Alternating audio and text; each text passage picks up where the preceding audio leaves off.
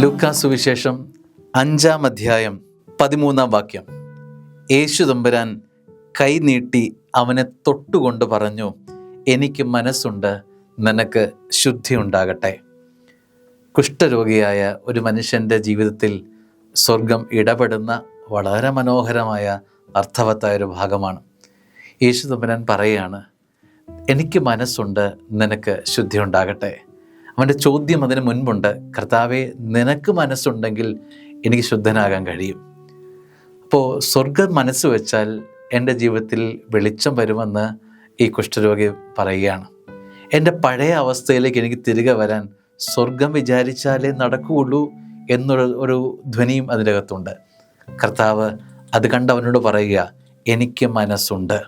ഞാൻ പറയും, എനിക്ക് മനസ്സുണ്ട് എന്ന് പറയുന്നതിൻ്റെ അർത്ഥം എൻ്റെ മനസ്സിൽ നിനക്ക് ഇടമുണ്ട് എന്നാണ് എൻ്റെ അർത്ഥം.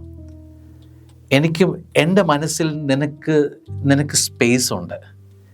ഞാൻ എൻ്റെ മനസ്സ് അടച്ചിട്ടില്ല. എൻ്റെ മനസ്സ് ഞാൻ ഭിത്തി കെട്ടി തിരിച്ചിട്ടില്ല. നിനക്ക് കയറാൻ പറ്റാത്ത വിധത്തിൽ ഞാൻ ഭ്രഷ്ട് കൽപ്പിച്ചിട്ടില്ല. നിനക്ക് ഇടമുണ്ട്, ഇവിടെ സ്പേസ് ഉണ്ട്, നീ വാ, കയറി വാ, എൻ്റെ മനസ്സിൽ ഇടമുണ്ട്. എത്ര വലിയൊരു ചിന്തയാണ്. എൻ്റെ മനസ്സിൽ നിനക്കൊരു ഇടമുണ്ട് എന്ന് യേശു തമ്പുരാൻ ഒരുവനോട് പറയുകയാണ്.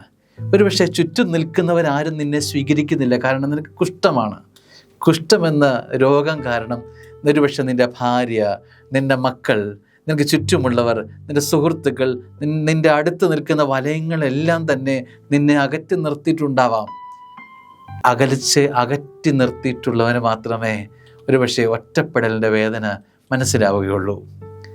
അങ്ങനെ യേശു തമ്പുരാൻ പറയുക, നീ അകലങ്ങളിലേക്ക് പോകണ്ട, ഞാനുണ്ട് നിനക്ക്.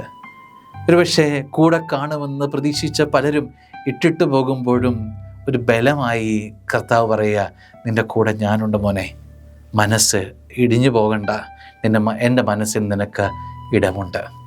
ഈ പരിശുദ്ധമായ നോമ്പിൻ്റെ കാലയളവിലൂടെ കടന്നു പോകുമ്പോൾ സ്നേഹമുള്ളവർ, ഇങ്ങനെ ഒറ്റപ്പെട്ട അനേകം ആളുകളുണ്ട്. മാറ്റി നിർത്തപ്പെട്ടവർ, ഒറ്റപ്പെടലിൻ്റെ വേദന വല്ലാതെ താങ്ങാനാവാതെ നിൽക്കുന്ന സഹോദരങ്ങൾ, ചേർത്ത് പിടിക്കാം. ഇടമുണ്ട്, എൻ്റെ മനസ്സിൽ ഇടമുണ്ട് മോനെ, എൻ്റെ മനസ്സിൽ ഇടമുണ്ട് മകളെ എന്ന് പറയാമോ?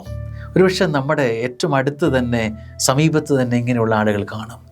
ചേർത്ത് നിർത്താൻ, അകറ്റി നിർത്താൻ ഇങ്ങനെ ആരെങ്കിലുമൊക്കെ ഉണ്ടെങ്കിൽ സ്നേഹമുള്ളവരെ, അവരും എഴുന്നേൽക്കും, അവരും ഉയർത്തെഴുന്നേൽക്കും. ഈ വചനം അങ്ങനെ വാചാലമാവുകയും ചെയ്യും. ആമേൻ.